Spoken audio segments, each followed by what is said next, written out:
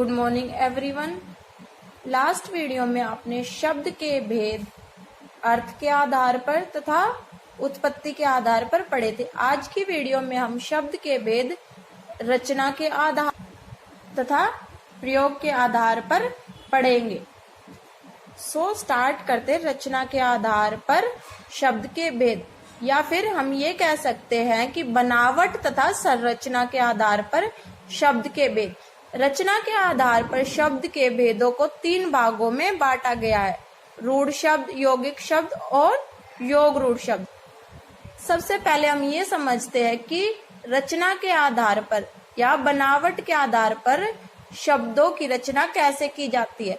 समास, संधि, प्रत्यय और उपसर्ग, ये चारों मिलके शब्दों की संरचना करते हैं। अब सबसे पहले इसको समझते। रूढ़ शब्द, जो शब्द किसी विशेष अर्थ को प्रकट करते हो तथा जिनके टुकड़े नहीं किए जा सकते। अगर टुकड़े किए जाएंगे तो वो कोई भी अर्थ स्पष्ट नहीं करेंगे, तो वे शब्द क्या कहलाएंगे? रूढ़ शब्द। क्या कहलाएंगे? रूढ़ शब्द। मीन्स कि इन शब्दों के अंदर, रूढ़ शब्दों के अंदर ना तो समास का यूज होगा, ना संधि का, ना प्रत्यय का और ना उपसर्ग का। अब इन शब्दों को अगर टुकड़ों में तोड़ा जाए, जैसे कि मकान, यहाँ पर ना तो उपसर्ग है, ना प्रत्यय, ना संधि, ना समास। अगर इनको टुकड़ों में तोड़ा जाए तो इनका अर्थ स्पष्ट नहीं होगा। अगर ये एक साथ जुड़ जाते हैं तो किसी विशेष अर्थ की बात करते हैं। अगर मैं मकान को टुकड़ों में तोड़ती हूँ, मा, का, आ, ना, अगर अब इनके अर्थ के बारे में बात की जाए तो कोई भी वर्ण कोई अर्थ प्रकट नहीं कर रहा, बट एक साथ जुड़ने के बाद ये मकान एक अर्थ स्पष्ट कर रहा, अर्थ के बारे में बात की जा रही है। तो वे शब्द जो कि समास, संधि, प्रत्यय और उपसर्ग के बिना बने हो और अपना एक विशेष अर्थ प्रकट करते और उनके टुकड़े नहीं किए जा सकते, वे शब्द क्या कहलाएंगे? रूढ़ शब्द। इसी प्रकार अब बात करते हैं यौगिक शब्द।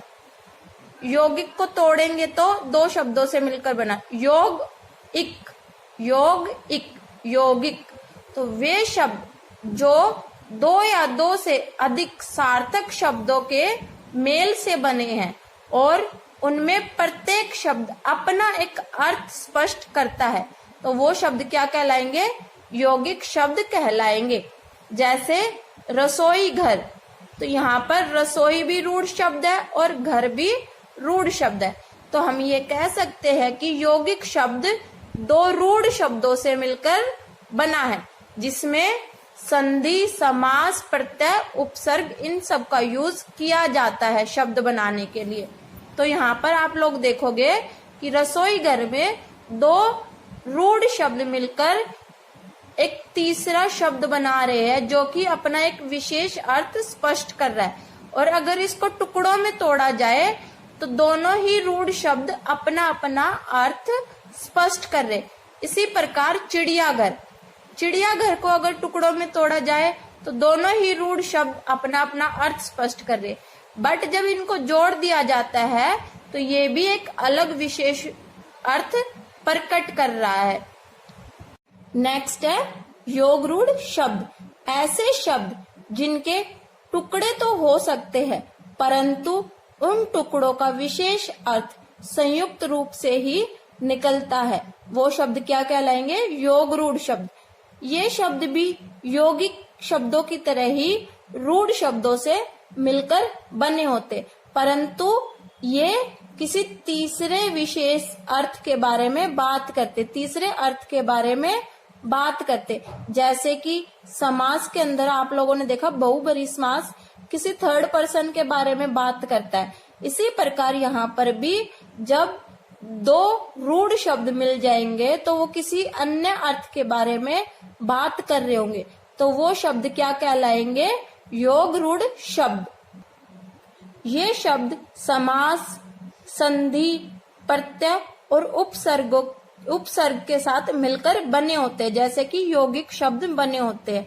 जैसे एग्जाम्पल से समझते, चारपाई, 4 पैरों वाली चारपाई चार पैरों वाली, यहाँ पर किसी तीसरे के बारे में अर्थ स्पष्ट किया जा रहा है। खाट जिसको बोला जाता है। पीताम्बर पीले वस्त्र वाला, तो पीले वस्त्र वाला कौन? श्री कृष्ण। ऐसे ही दशानन 10 आनन, 10 मीन्स संख्या और आनंद मीन्स चेहरे, तो 10 चेहरे जिसके है तो वो कौन है? रावण। ऐसे ही गजानन, गज मीन्स हाथी, आनंद मीन्स चेहरा, तो हाथी जैसा चेहरा किसका है? श्री गणेश का। तो यहाँ पर किसी तीसरे के बारे में बात की जा रही है। तो ऐसे शब्द जहाँ पर किसी तीसरे का अर्थ स्पष्ट किया जा रहा है वो शब्द क्या कहलाएंगे? योगरूढ़ शब्द। अब बात करते हैं प्रयोग के आधार पर शब्द।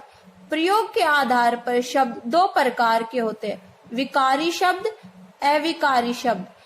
विकारी शब्द के बारे में बात करते हैं, ऐसे शब्द जिनके रूप में लिंग, वचन तथा कारक आदि के अनुसार परिवर्तन आ जाता है, वो क्या कहलाएंगे? विकारी शब्द।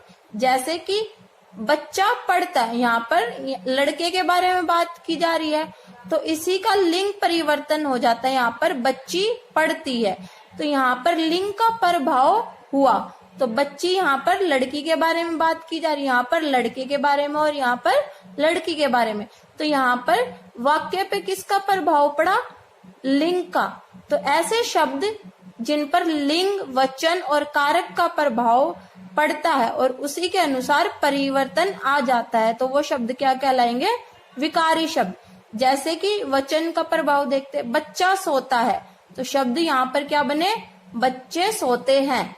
ऐसे ही कारक का प्रभाव, बच्चा सोता है, बच्चे को सोने दो, तो यहाँ पर कारक, वचन, लिंग के प्रभाव के अनुसार शब्दों में परिवर्तन आ गया, तो वो शब्द क्या कहलाएंगे? विकारी शब्द। अविकारी शब्द, ऐसे शब्द जिनके रूप में लिंग, वचन तथा कारक आदि के कारण कोई परिवर्तन नहीं होता। जो शब्द जैसे है वैसे ही लिंग, वचन, कारक, कोई भी सेंटेंस हम अगर बना रहे और उन पर या शब्दों पर इन तीनों का प्रभाव नहीं पड़ता है और उनमें कोई परिवर्तन नहीं होता है, तो वो शब्द क्या कहलाएंगे? अविकारी शब्द। जिन पर लिंग, वचन, कारक इन तीनों का कोई भी प्रभाव नहीं होता, जैसे शब्द है वैसे ही यूज किए जा रहे, तो वो क्या कहलाएंगे? अविकारी शब्द। जैसे कि किंतु, धीरे, तथा, थोड़ा, वह आदि, ये शब्द किसी भी हम लिंग के साथ प्रयोग करें, किसी भी वचन के साथ प्रयोग करें या किसी भी कारक के साथ प्रयोग करें, ये शब्द ऐसे के ऐसे ही यूज होंगे, इनमें कोई भी परिवर्तन नहीं होगा। तो जो शब्द लिंग, वचन, कारक के प्रभाव से परिवर्तित नहीं होते वो क्या कहलाएंगे? अविकारी शब्द। और जो लिंग, वचन तथा कारक के प्रभाव से परिवर्तित हो जाते वो क्या कहलाएंगे? विकारी शब्द। अब एक बार रिकॉल करते हैं, शब्द क्या होते हैं? दो या दो से अधिक वर्णों से बने ऐसे समूह को शब्द कहते हैं जिनका कोई अर्थ अवश्य हो। शब्दों के भेद अर्थ के आधार पर, उत्पत्ति के आधार पर, रचना के आधार पर तथा प्रयोग के आधार पर बांटे गए हैं। अर्थ के आधार पर शब्दों के दो भेद है, सार्थक, निरर्थक। उत्पत्ति के आधार पर 4 भेद है, तत्सम, तद्भव, देशज, विदेशी शब्द। ऐसी रचना के आधार पर 3 भागों में डिवाइड किया गया, रूढ़ शब्द, यौगिक शब्द, योग रूढ़ शब्द। ऐसे ही प्रयोग के आधार पर 2 प्रकार में डिवाइड किया गया, विकारी शब्द और अविकारी शब्द। अब बात करते हैं रचना के आधार पर शब्दों की बनावट कैसे की जाती है? संधि, समास, प्रत्यय और उपसर्ग के साथ। योग रूढ़ में ये सभी नहीं मिलते, ना तो संधि, ना समास, ना प्रत्यय और ना उपसर्ग। यौगिक और योग रूढ़ में संधि, समास, प्रत्यय, उपसर्ग का प्रयोग किया जाता है शब्द बनाने में।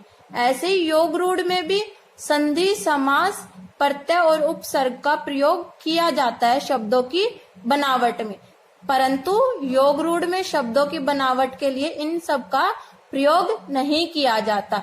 नेक्स्ट क्लास में हम बात करेंगे वाक्य क्या होते हैं।